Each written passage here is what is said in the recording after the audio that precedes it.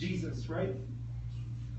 And how you guys love your leaders. There's kids here that love your leaders.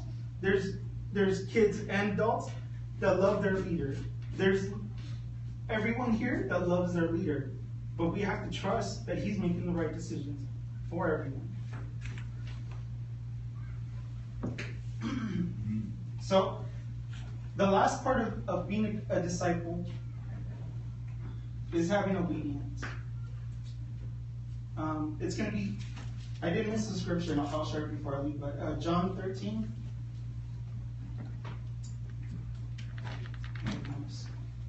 John 13, 34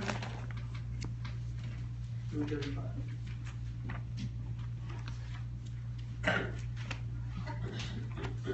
You know, guys, the summit, the leadership summit that we went to, man, it was amazing. And like, no doubt about it, it was meant for us to be there. But as inspired as I got by everything, as like, you know, you get riled up after a conference, it still wasn't what God put in my heart. I tried to change it last night because I was like, man, I got all this fuel from the conference, you know, and it was like, I literally wrote down like a one-liner, you know, and then I was like, nah, it's not it, you know, it's not it. I couldn't do it, and I'm glad that my wife used all of the quotes. Because not all of them were from there. Not all of them. Okay, yeah, that's true. But the slides work. And so my needs were original. From your need generator. All right, so verse 34 to 35. You know what? I looked these up on my phone, so let me read these real quick. John 13, 34 and 35? Yeah.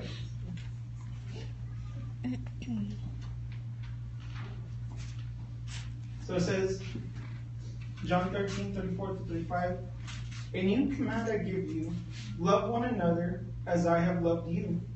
So you must love one another. By this all men will know that you are my disciples if you love one another.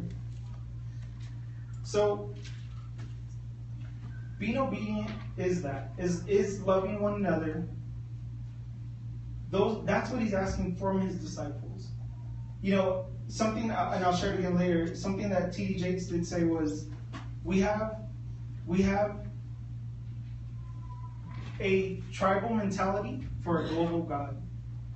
We think that the way that we understand the Bible is the only way that the Bible is understood. The way that we serve is the only way it's served. But God is everywhere, and God is in everything.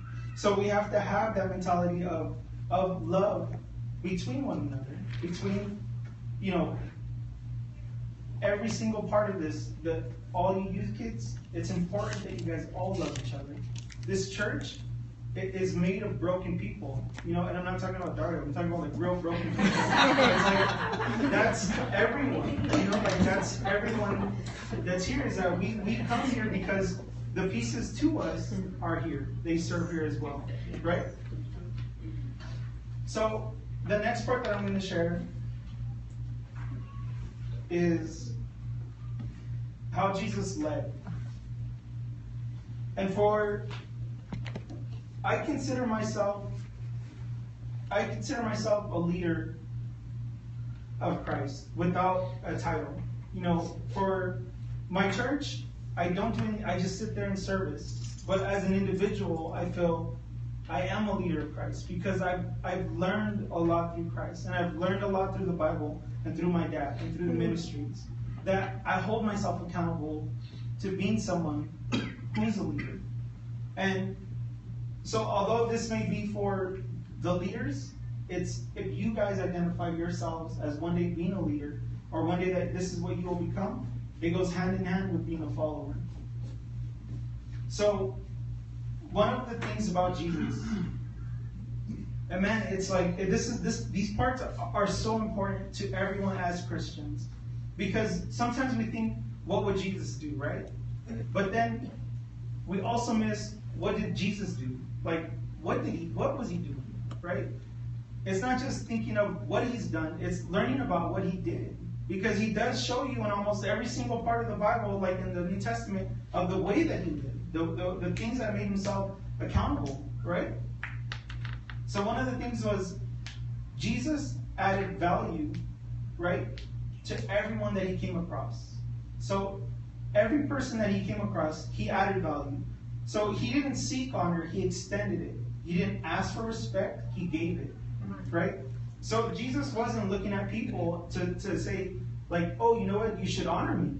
He made them feel like they were worthy of a God, right? He says, despite everything, you are here for a reason. You are the person that I'm looking for a reason. And so he would extend honor maybe when they didn't need it, right? He extended respect maybe when they didn't need it. But that was Jesus. Was that he gave those people what they needed first, right? And then later on he asked what he needed from them.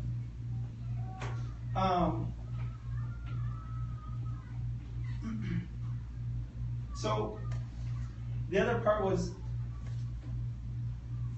as Christians, we feel like we fail daily, right?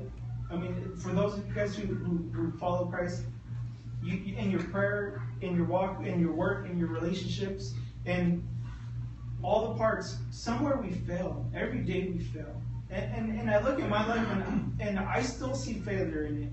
I still think like, man, I wish I didn't do that, this week, and I wish I thought better this way. And there's parts of it that I needed to be fixed. And Jesus saw that brokenness in every one of them. But he knew Peter was gonna deny him, right? Judas was gonna betray him. But he didn't end that relationship. He didn't say, well, you know what? I feel like you're gonna betray me, but and I don't want that to happen, so I prefer you just left the group, right? That wasn't Jesus' mentality. He said, well, stick it out. If it happens, it's God's will. But stick it out with me. Let's continue to have this relationship with each other. And as leaders, that's the mentality we should have with the people that are under us. Is, you know what? You're not a perfect person. But Jesus knew that there's heartache in every person. Like, man, we were so broken, and that's why he was able to show who he was to us, because of that.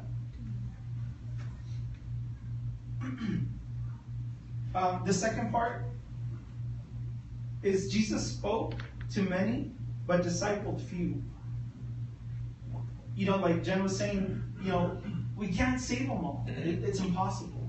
And even in our church and in our own ministries, we can't get them all perfect. We can't. They're not little clones of us. If God's embrace, and I've used that before. God's embrace is for everyone, right?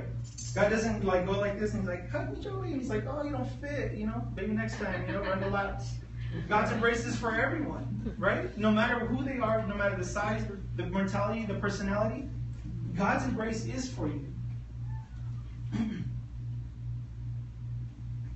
So, but it's important for us that in our ministries that we look for the things that lead us to thinking, well, that's my disciple. So when I taught youth, I thought, I thought I wanted someone to replace me. That's what we've had this conversation since we started the church. I'm like, man, I talk to kids because I make fun of them and they like it, but that's not my calling. I didn't feel like at that time, and even now, I was like, I like youth, I like hanging around with them, but I don't feel like it's my calling to lead them because I didn't feel like that type of leader. And God gave me a leader, right? He gave me someone in the group. And if you know Renee, you would not have thought he's a leader. But man, I always look at Renee's humbleness and his humility. And just like Jesus, he makes himself lower to make someone feel higher. And that's what I wanted. I wanted someone who I could teach, who had that passion. And I knew that God had me there for that reason. And so, when I stepped down from teaching youth, the conversation with me and my mom, we were like, there's nobody to teach the youth. It's like, if you don't do it, who's going to do it? And when I stepped down, someone stepped up. And he called me, and I've shared this before. He called me and he said, like, hey man, I'm thinking about teaching the youth, and very apologetic and very worried. Like, I hope it's cool, dude. Like, I don't know what you're going through, but like, I would like to do it. And man, I was so happy. I was so happy. I was like, Renee, dude, you don't know, man. Like, that's been in my heart. I don't feel like I can do it anymore. It's like there's no more gas in what I'm doing. I feel like we're just sitting back there. That was my mentality. And God was building somebody when I was breaking. Right? So I had to find a new relationship with God as a follower and remove myself from that position of, I'm not being a good leader. I need to learn how to follow again. So I just sat there and I learned. And in that, someone led. And in my own Christianity, that's my greatest achievement as a follower of Christ, is that I got through one. God used me for if it was just one person, his work still lives on. He still does stuff for Christ. He still ministers to people. He still talks to the kids. He does stuff out of the means of, like, we can't afford it, we can't do it, we don't have transportation, and he does it, right? And you have a backbone, dude. She sits right next to you. Don't let that go.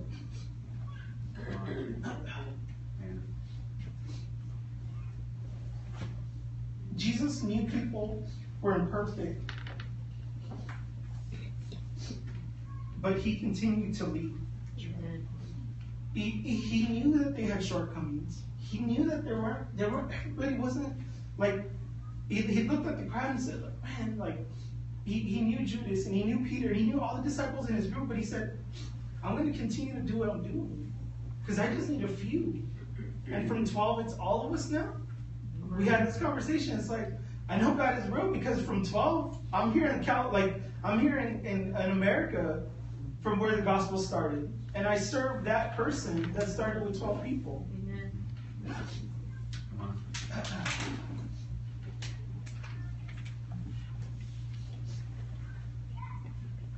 So as a leader, we have to find what people are good at. We can't make them fit in the mold of the way that we did things. The pastor that pastor brings up may not be like him. And you have to know that. And that the person that you're bringing up may not have that same mentality. The person that you teach to worship may not worship the same way you worship. And the same thing, you don't teach like how I taught, but you're effective in what God wanted you to do. And the heart that he wanted, he got it from you. Jesus spent his day connecting with people, not correcting people. God wasn't spread through bad news, right?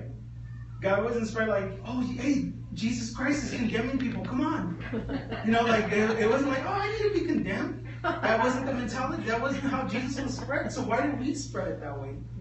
Right? If we look at the Christian world through television, it looks so bad, right? Like, it's almost like you're like, I don't know, I'm Christian, And you're afraid to say it because of the things that, like the protests and all that other stuff. And it's like, sometimes the vision of a Christian, it gets blurred in thinking of, like, well, if I tell them what's wrong, they'll fix it. It doesn't work with anything, right? Yeah. So we think that that's how God is going to be spread, but that isn't how the good news was spread. So as leaders, we have to make sure that these people in our ministries, they're hungry for something. And if this is Praise Chapel, then I need to give them something to praise. Right?